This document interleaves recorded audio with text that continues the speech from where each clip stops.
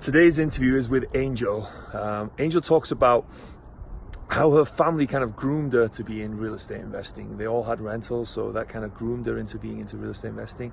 Then she started the similar path of most people of buying single family rentals and buying some smaller multifamily. And she realized that this wasn't very scalable and she wanted to invest in larger multifamily. So from there she talks about how she wants to get into larger multifamily and just the journey that she's been on. So Angel's a really cool person. Love the interview. You guys should enjoy it. As always, on Wrestling with Real Estate on YouTube, please like and subscribe. On the podcast on iTunes, if you enjoy it, please give me a 5-star rating or write a review, or both ideally. And also it's available on wrestlingwithrealestate.com. So enjoy the interview with Angel today.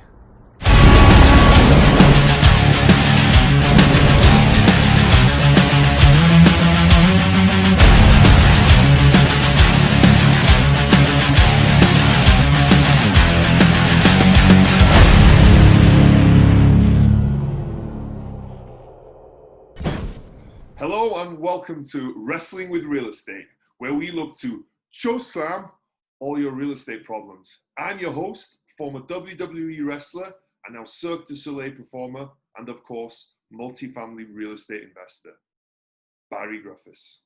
I nearly forgot my intro there for a second. Today we have Angel with us. Hey Angel, how are you doing? Hey, hi guys. I am Angel Williams, and I am the face of our educational platform of the Academy Presents Real Estate Investing Rocks. And we're into multifamily as well. We've got some single family and some small multifamily, but we're really focusing over on the large multifamily space as well. So very cool. And as I told you before, I love the branding in the background is much more interesting than my map behind me. Cool. Well, hopefully I kind of showed you how you can get your own virtual background. Yeah, it's got me thinking now. So you're giving me ideas, and we were talking about YouTube and all kinds of stuff before. So you're definitely giving me some food for thought as we go in. So that's cool. That's great. That's quite the intro. Maybe let's start at the beginning. How did you start with real estate investing? Because not everybody finds real estate investing, and not everybody wants to do a real estate investing. How did you get into it? So first off, I think everybody should be investing in real estate. I feel like it has much more recession resistant properties than other investment vehicles. So I am truly happy that my family kind of groomed me for that.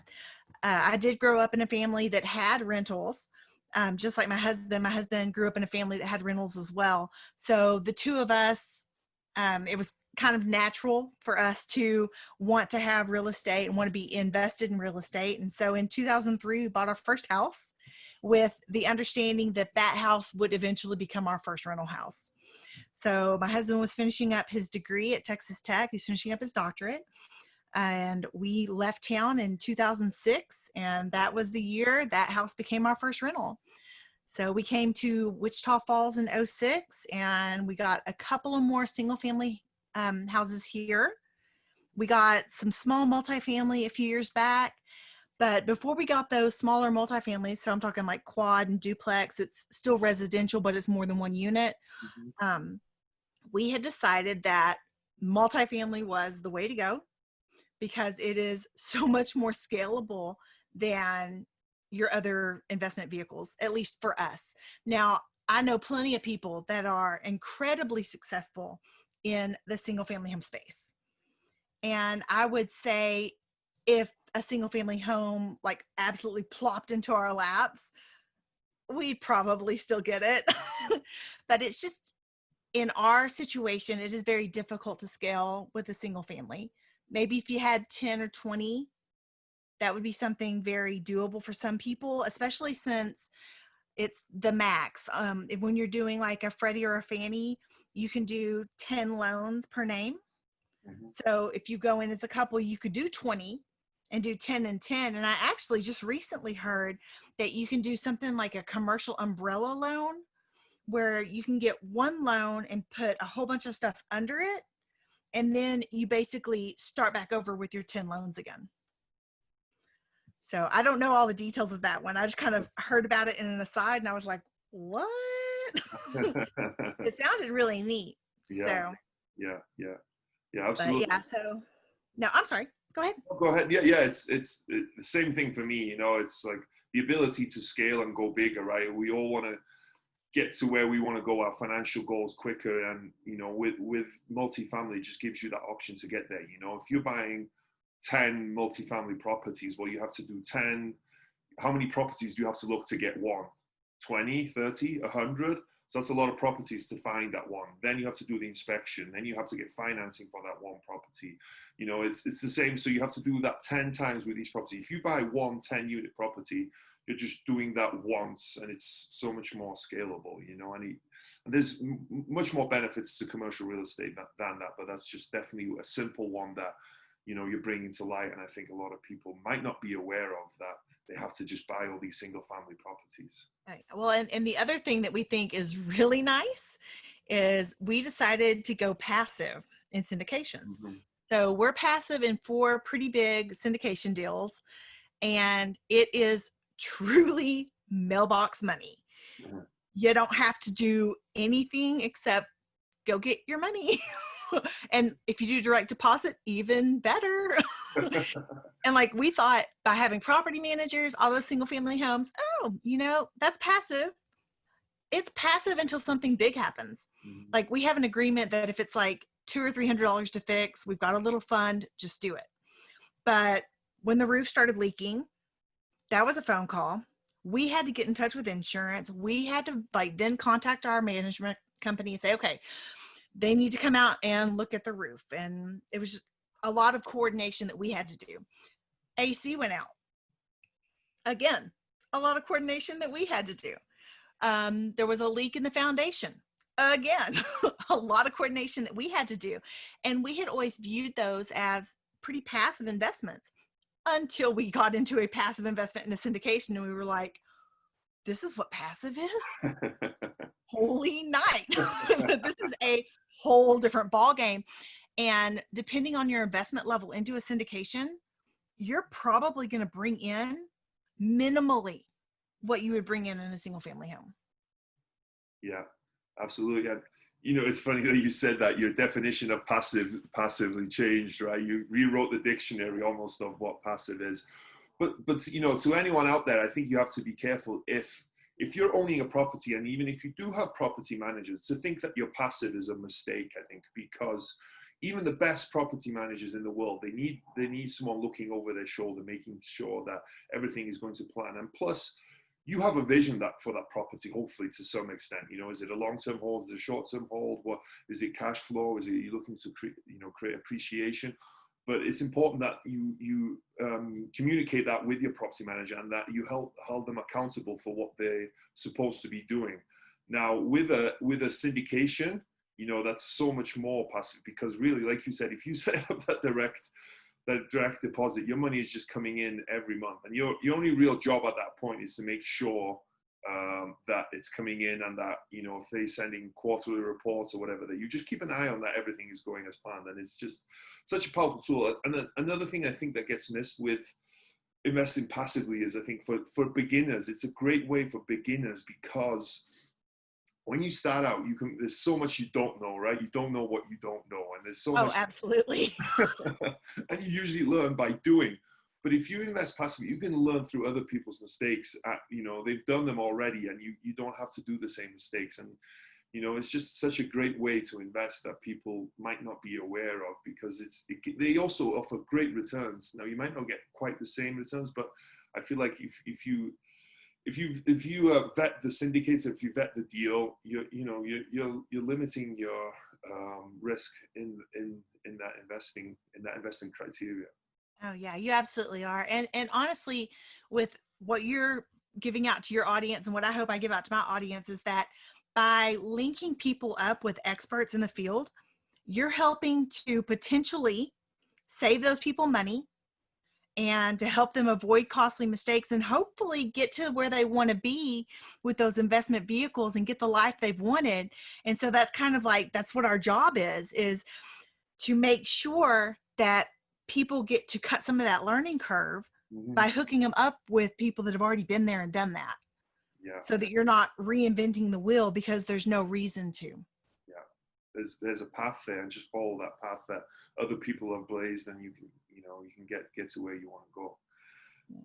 And that's one of the other benefits too of making sure that, of vetting your operating team and learning about them. Because I'll be honest, when we got in, we kind of got lucky.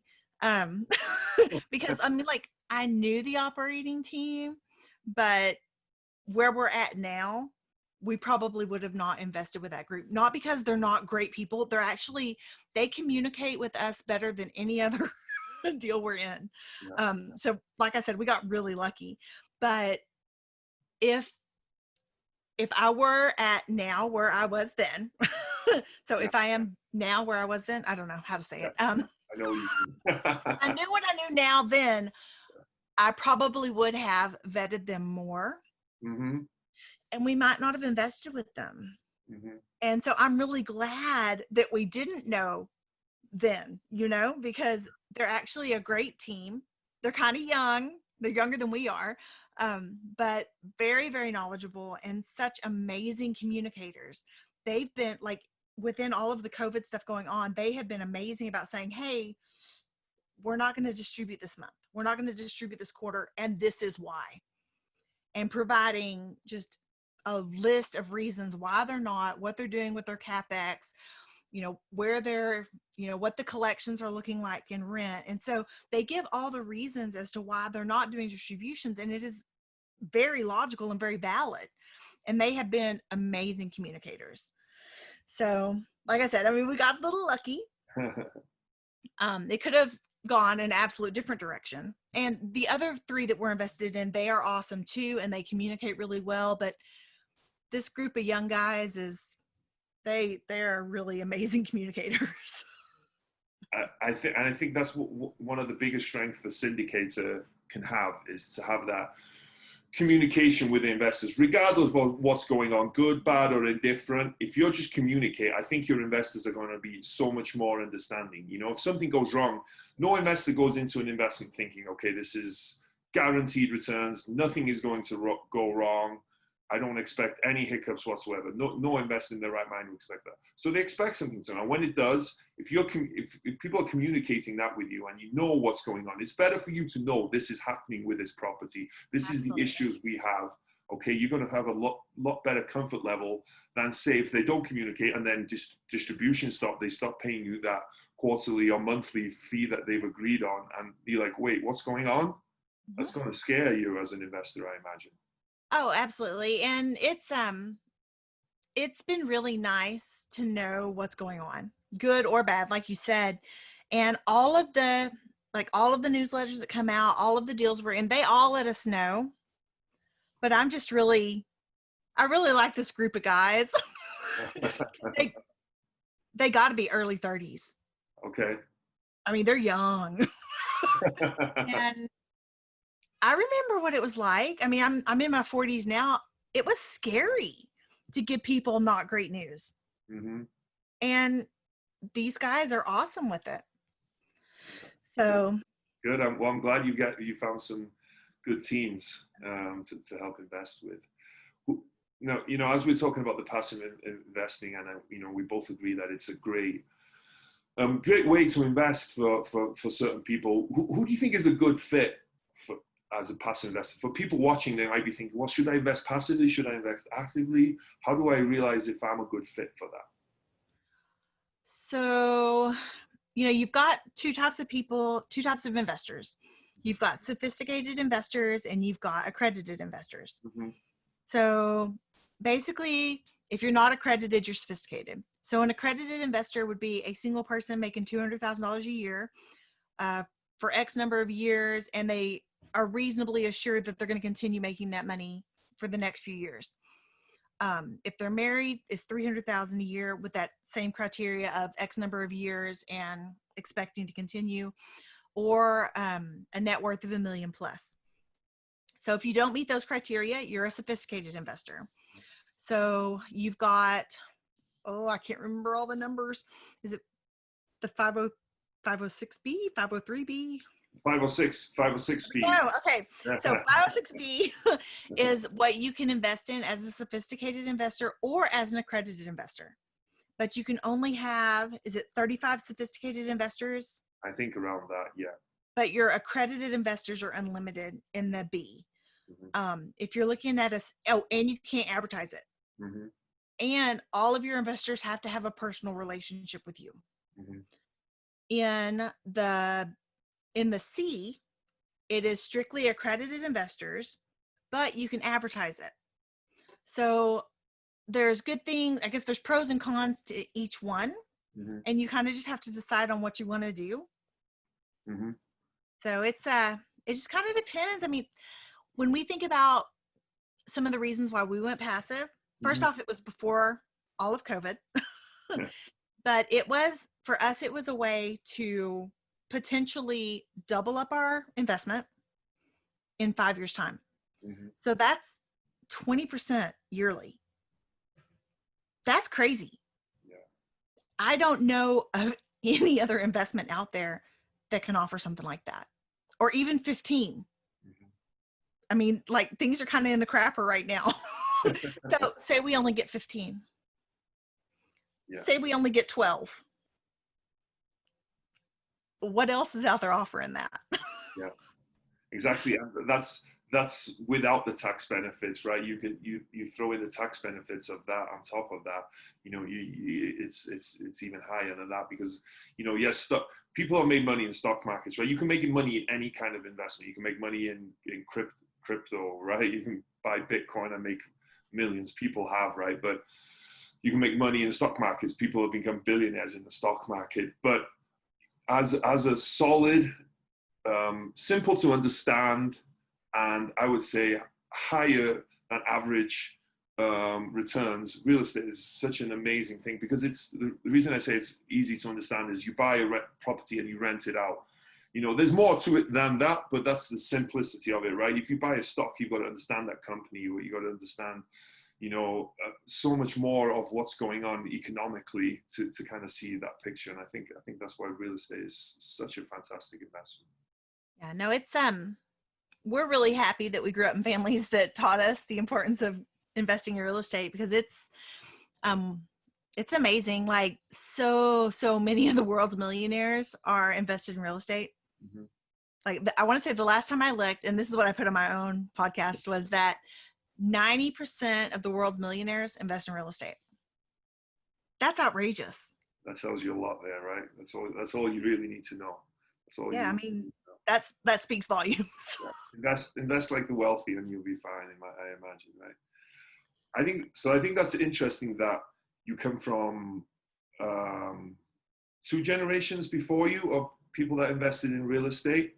So I was raised by my grandparents. So that's 2 generations. And then my husband's family. So his is 1 generation back, mine is 2. But that's, my grandparents got into it in the late 70s, early 80s.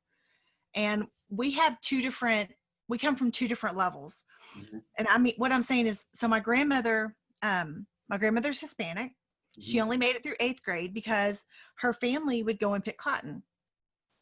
So she only made it through 8th grade. She wound up getting a GED. My grandfather worked really, really hard for C's, but they had some extra cash in the late 70s, early 80s, and they were able to buy into real estate. And when they both retired, that real estate was what kept things going for them. It allowed my grandfather to pay off the house even after they got a second on it. And it allowed my grandfather to pay off the house. And then after my grandmother passed away, he was still able to make a life for himself with real estate income, even though his retirement pensions were very small, very limited. He was still able to make a very nice life for himself and give us some money at Christmas. And he would invite us over and he would take care of all the food and he would make breakfast for us. And he loved doing that for us. And so he got to live the life he wanted and be a good host whenever he would invite us to his house to visit. So that was something really nice for him. So But Well, and then, that's interesting that you guys were interested, because what's the saying? There's a saying, right? The first generation buys it, the second generation maintains it, and the third generation loses it, or something like that. So it's with real estate, they always say it's a challenge to kind of pass it on, because if the kids aren't interested and you hand them this property or you give them this real estate, they're not going to take care of it. So many times, I don't know about you, but a lot of deals come from kids who've inherited a property who have no interest in that property, and I was wondering how your grandparents managed to get you interested without pushing you. You know what I mean? It's because it's the challenge. Because I'm thinking of the same thing with my son as he grows up. When I'm old or whatever, do I give him the property, or do I make him buy the property, or do I just, how do I get him interested in real estate without, holding him and saying, hey, listen, real estate's the way to go? So I was just wondering how they did that with you. so actually, it was probably my husband probably has a better story with his. Okay. So my grandparents, they weren't real educated and still were very successful in real estate. Mm-hmm. So Jason's family, a little bit different. His mom had her bachelor's degree, and I want to say she almost has a master's degree in mathematics. Incredibly intelligent. His dad had his bachelor's in biology. His master's is in mammalogy, I believe. Then when he got his doctorate, he was like the foremost expert in the U.S. in some of his coursework for his doctorate. So he taught his own PhD courses. Wow. I know, crazy, right? But Yeah. he wound up getting a PhD in museum studies, specifically in preservation. So I can't think of what you call it, when there's an exhibit. So he knew how to package up exhibits to be moved from place to place where nothing would get broken. Wow. So that was the preservation piece of it. Okay. So my husband's family was very educated, and at the point of his dad's passing, I think he had 62 units of small multifamily. Mm-hmm. So a couple of streets of quads and duplexes in their real estate portfolio. So real estate can be accessible for all, because I think about my grandparents that they had a whole bunch of common sense, but not a lot of formal education. And then you've got Jason's family that had the formal education piece of it and the common sense piece of it. But real estate can be accessible for everybody. Mm-hmm. And I think that once you come to terms with that, it's a little bit easier to understand. But when I think about Jason's family, like when he was 16, they could have bought him a car, but they didn't. He had to buy his car from them. Mm-hmm. And they didn't just give us properties. We've bought all of our own properties. We were able to take out loans from them when we needed a little bit of help here and there, when we couldn't come up with the 20% down or so, I mean, that was nice. And a lot of people don't have that, but we still had to pay it back. And so it wasn't just free money. We weren't handed anything. And the thing that we're doing for our children, our son has a really rare genetic condition. When he was diagnosed, there was like less than 750 in the world. Now they're saying there's about 1,400, and they're believing that it's more common than it was originally thought to be. But regardless of all that, our ultimate goal is to have a foundation that will donate $100,000 a year back to the organization that researches what he has. Because when we got the diagnosis, there was basically no information. We knew he'd have really profound autism because half of the kids do. We knew he might have seizures, again, because over half of the kids do. We knew that he could be developmentally delayed, intellectually disabled. We knew all of these horrible prognosis options or expectations, and it was just really hard. And so what we want to be able to do is leave a legacy behind that will take care of our son in such a way that our daughters, and we have 3 of them, that our daughters never have to do anything but love their brother. They don't have to worry about how they're going to pay for his medical, or how they're going to pay for his 24-hour nursing care, or how they're going to pay for his meds or anything. We want all of that to be covered for the rest of his life. Wow. And so I think that for our daughters, knowing that even if he's not in their homes, they're still going to be caring for him. And that's a part of it. That's a part of being this family and a part of living the legacy that we want to start, that there's going to be a different level of mindset with it. And we made our 12-year-old watch, it was like The Men That Built the USA or something. It was Rockefeller and Vanderbilt and all those guys, and she hated it. Mhm. But I asked her today, I'm like, talk to me. What was the difference between Rockefeller and Vanderbilt? What do you know? And she was like, well, I don't know, blah, blah, blah. I was like, well, did Rockefeller, invest in real estate? And she was like, maybe. But we try and do a few things here and there just to educate her. Our other daughters are 5 and 3, so they're not there yet. But it's still our goal to get them involved in the creation of the legacy, to know why we're creating this legacy. And even after Anson is gone, we still want to provide for other families that have children with the same condition as Anson, because I'm not going to lie, it's freaking scary. He's got a higher incidence of sudden unexplained death the rest of his life. Our 12-year-old has been able to do CPR and was fully certified since she was 7. I cannot even begin to imagine the pressure you must feel as a child, knowing if my brother stops breathing, I'm the one that has to breathe for him. I mean, that's crazy. Yeah. But I don't know any other way to make the necessity of that legacy and continuing that legacy real than to put it all out there. And everybody has a story. My story's different, but it's just as hard being you as it is being me. So there is a piece of your story that is important in that legacy and in the continuation of that legacy, just like there is for me. And it's just finding that piece that'll make it important to your kids from the 2nd generation to the 3rd generation and beyond. So. Wow.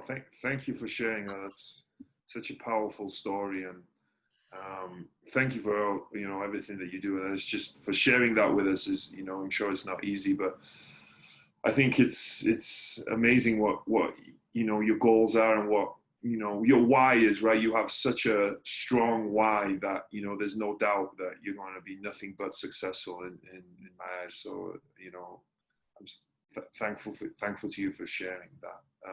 And I think it goes back, you're talking about your husband and his parents. I think what's the saying? Give a man a fish and he'll eat for the day. Teach a man to fish and he'll never be hungry again, right? And I think it's kind of that school of thought that if you teach them and show them the way rather than give them, it's a lot more of a powerful thing. Well, and a part of it too is like, so let me think. It was Jason's grandparents that created this general partnership. Mm-hmm. And it was like, it's a generation skipping something or other. I don't really understand it, but it was really neat to see my husband and his sister learn like the intricacies of this general partnership, because it was a piece that the grandparents left for the grandkids to have to learn. Mm. And it's got lots of different pieces in it. It's got some oil, it's got some mineral rights, it's got some real estate, but it's got all these pieces to it. And so that was his grandparents. So so he's the 3rd generation of that. Wow. So it's still and so that's kind of an idea.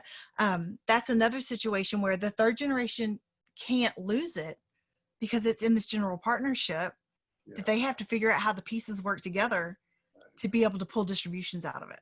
Wow, that's interesting. So that's another little piece that gets you past that 3rd generation to where, yes, they want to know how it works because, well, at the end of the day, it all boils down to that bottom line and everybody wants a piece of it, right? Yeah.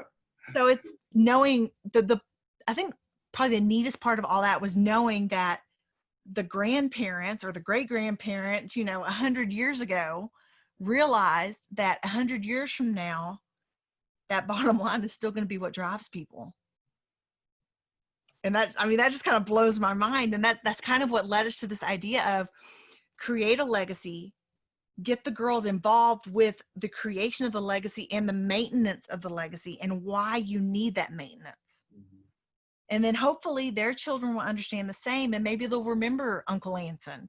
They'll remember that, you know, he may not have been able to talk very well, but he had a great smile and he laughed a whole bunch. And he said he was sorry if he hit you. If you told him to say it, he didn't really come up with it on his own. But I really believe in my heart that if you get your kids involved with the why behind the legacy, that they're going to understand it and they're going to want to maintain it. And then as life progresses, there has to be some way for the life of that legacy to change and to be able to morph into what it needs to be as life progresses. And coming up with a way for that to happen, I don't know, that general partnership thing is pretty cool. If I can figure out, or if my husband and I can figure out how to make that work and make the pieces of it have to be figured out to keep it going, I think that would be something really cool too. But we'll see. I need to probably learn more about how those things work. Well, if you figure it out, let me know, because I'll be interested as well. I'll share. I'd love to do something like that as well. So I'd be interested, you've done quite a bit now, you know, invested passively and actively. What's been your favorite deal so far? Oh, goodness. Do you have one? What's been your most profitable deal then? Shall we go with that? Well, actually, we can do my most favorite. So I actually have my great-grandparents' house. It's on a residential lot back home where I'm from. And I think it's going to turn out to be my most favorite deal. I was going to just build a quad on it because it's a residential lot. That's the best thing I can do. But the other day, I stumbled across this idea of splitting a lot. It's a pretty big lot. And if I can split it into two, I could build 2 quads. Oh, wow. And do even more with it. So I have a feeling that that's going to turn out to be my favorite, just because I'm learning so much. Like, people think ground up, you get a piece of land and you build ground up. No, you don't. I've been trying to build a quad on that piece of land for like 3 years. It's crazy. But I think I'm a strong believer in everything happens for a reason. And I think I was supposed to stumble across this idea of being able to split a lot. Because if I had just been able to build on it, I would have never even known that was an option. But if I can split it and build 2 quads, that's the closest thing I can get to getting an apartment complex on it. Well, you've just doubled your profits pretty much. Okay, you have to pay to build them up, but instead of having 4 units, now you have 8 units. That's amazing. If I can make it work. What troubles have you been running into? You said you've been trying to build on it 8 years. Is it from a planning perspective? So it was left to me and my great uncle. And so I need to purchase from him and get the deed in just my name or in our LLC. So that's kind of been a little crazy getting all that taken care of, and then just paying the taxes on it every year, and then finally getting a builder. And then because I was trying to do all this other stuff, he wound up getting kind of pushed to the backside. Well, now he's got another project going on and I can't pull him off that project. And it's a really small town, so it operates a lot of the good old boy system. So then I wanted to go with a local bank so that my contractor could just go make draws at the local bank. Well, the bank president has changed 2 times since then. And so I'm trying to get the phone calls into the bank president, which the current bank president I actually took algebra with back in 91 or 92. Oh, wow. So, which is really funny. But I'm trying to get a call into him to get the paperwork started so I can get the loan going so that I can get movement on it. But I have to find another contractor to be able to take on the project. And with it being that kind of good old boy system in that town, it's going to be hard to find another contractor. So I'm kind of stuck. Okay. Again. So if there are any good contractors out there in Richardson Falls that wants to build 2 quads. Back in Gatesville. Okay. Oh, Gatesville. Okay. So it's yeah, it's a ways. Okay. It's going to work out though. I know it. I got to feel it. Oh, I'm certain it will. And I really, again, I believe everything happens for a reason. And so there is some reason why this thing has been put on hold like this, and it's gotten pushed out further and further, and it's going to work out. Yeah, for sure it is. And just like you said, if everything had gone smoothly, you'd have a quad there. Okay, that would be great, but you'd still, you wouldn't have found that you would have thought about this option of splitting the lot. So I'm excited to hear that. Well, and there's no guarantee that it will happen. Right. But I didn't even know it was an option before, because you don't know what you don't know. Yeah, yeah. I think that's also another reason why being passive in deals is helpful as well, because you can focus on things like this. If you have a project like this, if you were actively investing in large apartment complex yourself, you'd have all the asset management duties and anything else that goes on with that, investor relations and whatnot, to kind of handle. But now that you can focus on something like this, it just helps so much. Yeah, and when you asked earlier, who should get involved in passive? Well, this is a great example of that. Like you said, I can focus my energies on other projects. I can focus my energy on nonprofits. I sit on 3 nonprofit boards, I think, maybe 4. I have to count. But I get to be a part of that, and I get to be a part of those nonprofits, and that's good for my soul. Yeah. It makes me feel like a really good person, and it helps me contribute in ways that I wouldn't be able to contribute otherwise. Yeah. So that's kind of another one of those joys of not being on the active side. My husband wants to be on the active side. Okay. Because in his mind, he's like, I'd rather make money for myself than make money for somebody else. But at the end of the day, when you go active, it's another job. Mm-hmm.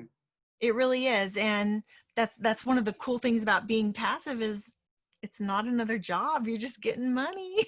Yeah. Who doesn't like to make money on their money, right? Absolutely. And honestly, so I don't know if you've heard about this idea of the infinite banking concept. Mm-hmm. You need to look into it, because it's the only way I've ever seen that you're making a single dollar work for you twice. Mm-hmm. So I don't know if that's something you've had somebody on about, but it's. Yeah, I was just speaking to someone before this on that concept and how it works with real estate. Just because I don't know when this interview will air, but just so we get into some of the idea of infinite banking is that you become your own bank. So you either put a lump sum in this. It's whole life insurance, right? You create a whole life insurance policy. You either put it in monthly over a certain amount of time, and you create that cash value, what they call cash value, that you're able to take a loan against, or you can put in a lump sum and start right away. And it's usually 90 to 95% of what you have in that cash value. So if you have 100,000, you can take out 90 to 95,000 out, and you can buy real estate with that. Now you have to pay for that loan 4 or 5%. But the beautiful thing about this is, if you have 100,000 and you take out 90,000, you're still earning a return on that 100,000. So it's about 4 or 5%, depending on with who you go with. So you're earning that return on that. Then you're investing in real estate with that money, and you're getting a whatever 8, 9, 10, maybe even 12% return on that. So you just, it's like supercharging your money in a way, right? Would you say that's? But I want to say, don't you get to deduct the interest? You could, well, yeah, on that loan, I'm sure you do. It might be a tax benefit. Yeah, I haven't gone that deep down the road. Well, and so one of the other cool things too is, so when I resigned from my W-2 in February, I was able to become a full-time real estate professional, mm-hmm. which means that even on a ground up development, like what I've got going on back home, or what I'm trying to get going on back home, we'll still be able to deduct against that. So that, everything happens for a reason. And had I been able to build that quad 3 years ago, that wouldn't be an option for me. So as much as it sucked for the past 3 years to just be paying taxes on that lot, everything happens for a reason. And even the sucky stuff, as much as people don't want to think that sucky stuff happens for a reason, I still think it does. We just don't always know why. Yeah, true. Yeah. Cool. The universe is not out to get you. The universe is out to help you. You just have to be able to look at it that way. Yeah. And try and take positive for everything, right? There's always a positive in everything. You just have to look for it and be open to seeing it. Absolutely. Very cool. So as this show is called, I don't have the same branding as you, but it's called Wrestling with Real Estate. I've always got to ask wrestling themed real estate questions. So this is like the last part of it. So it's we're gonna jump in the ring with me now. So that's what I tell everyone. We're gonna get in the wrestling real estate ring from here now. I've seen some pictures and I'm a little scary. I mean, just a little scared because I'm only 5'2", so. Well, I'm 6'6", but we'll be okay. I'm aware that you are very tall. Seems like a fair matchup, right? So what would be your, every wrestler has a name. What would be your wrestling name? You need to help suggest something? I think the Purple Bomber, because you got some purple hair now, and I can see you dropping some bombs with that elbow on. Okay. Let's go with that. I'm like sitting here thinking, I don't know. So the Purple Bomber's in the ring now, right? He's getting ready to fight. What is the Purple Bomber's special move? Each wrestler has a special move. What is your special move in real estate? So what is your strength in real estate? I am really good at talking. Surprise, surprise. But what that's really done is it's given me a superpower in networking and relationship building. Mm-hmm. I am really good at finding commonalities and getting people to just be comfortable with me. And it really opens up a lot of opportunities for us. Yeah, I think networking and being able to talk to people and create relationships is there is no better superpower, right? There is no better special move, because it's all about relationships and working with people, building teams, and without that you're nothing. So, and yeah, you're right. You have a very infectious personality. That's for sure. It's great, and it's happy, smiley, and easy to talk to. So I can completely see that. Wherever you go, everybody, I'm sure, is drawn to you. So what's been the biggest body slam? So you're in the ring. What's been the biggest body slam you've taken in your real estate career? What's the thing that's gone wrong? We've missed out on some deals. Okay. There was a deal that we were very interested in. Neil Bawa had brought it to the table. It was like a 3.75 multiplier. It was this apartment complex that part of it was going to be Airbnb. Mm-hmm. And even after they did the cash out refi on the value add part of it, this Airbnb part was always going to be there making returns. Mm-hmm. So infinite returns. My husband was in Colorado on a guy's trip, going on 4x4 trails with very limited internet access, phone capability, and I couldn't figure out how to fill out the dang paperwork. And by the time he got back, the deal had already funded. And I will never forget missing out on that. So how much trouble is he in? Or what was he in after that? I was angry with him, but I was really angry with myself too for not knowing enough to be able to fill out those forms. Right. Because it's kind of embarrassing to say I couldn't figure out how to fill out the stupid forms. They're just forms. Everybody else filled them out. Why couldn't I figure it out? And it was, yeah. So that's the biggest miss that we've had so far. Okay. That's not too bad though. It's not, you didn't lose money, right? You lost money by not making money on your money, but we lost infinite returns on something. Okay. That's huge. We'll never forget that. Those deals don't just happen every day. Yeah. Okay. Well, I'm sorry you guys missed out. It is what it is. So was there a moment you were standing on the top rope, getting ready to jump in the real estate wrestling ring, but you were scared? What was it and how did you overcome it? Oh goodness. The very first time we wired money. Holy night. Because we're trying to wire money and the bank is calling us and like, are you sure you want to do this? Are you sure this is the right number? Are you sure this is the right account? And about that time was when a lot of the I guess people were hijacking emails and coming up with their own account numbers, and people were losing money.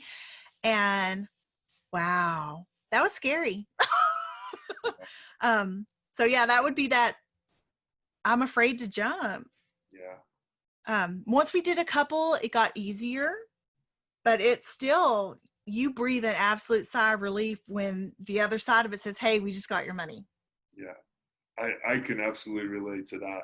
Until you get the confirmation that that money's been received, it's a little hairy, because just like you, I've heard plenty of horror stories of people sending money to what they thought was the right account, but it was hacked, and it's just people, and they don't see that money again. It's really sad and really unfortunate, but it makes it scary.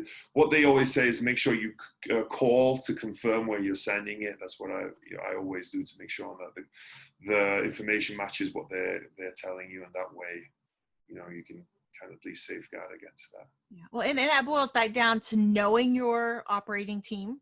Mm-hmm. Vetting them far enough to know that you've got a cell phone number, it's actually going to the right person, so that you can call that cell phone number and say, okay, what's that account number again? My bank wants me to re-verify. And then, like, knowing that you have a good enough relationship with that team to be able to trust them. Mm-hmm. Because in some cases, you're trusting them with your life savings. You're trusting them with your lifeblood, and so you really want to make sure that you have a strong enough relationship that you can trust them, that it's going to be a real account. The money's really going to go somewhere. It's a real investment. It's a real complex. There's that level of trust and security in vetting and knowing your operating team. Mm-hmm. So, yeah, great advice for anyone looking to invest passively. Well, thank you. You survived. I think I've got a few bruises on my head. I think you hit me a few times, so I don't think that was a fair matchup. I think you're tougher than me, so small but mighty. That's it. Well, thank you for wrestling with real estate. And before we go, would you let everyone know how they can get in touch with you, or how they can find out about your YouTube, your podcast? I believe you have a summit coming up. Let us know everything that's going on with you. Absolutely. All right. So the summit is what we've got coming up. It's the next really big thing. It is going to be September 24th, 25th, and 26th. And right now we have super early bird pricing at $47 a ticket. And that is for all 3 days and the recordings. Wow. So if you go to www.theacademypresents.com, that will take you to the site where you can get your ticket. Some of our speakers, it's going to be off the top of my head, but we've got Joe Fairless, Trevor McGregor, Dan Hanford, Adam Adams, Kathy Fedke, Matt Faircloth, Jillian Sidoti. Let me think. I think Jake and Gino are looking to be a part of it. So we've got some pretty heavy hitters coming on, and we've got several more. So it's going to be a real star-studded cast. That's $46. That's an absolute bargain. That's a lot of value.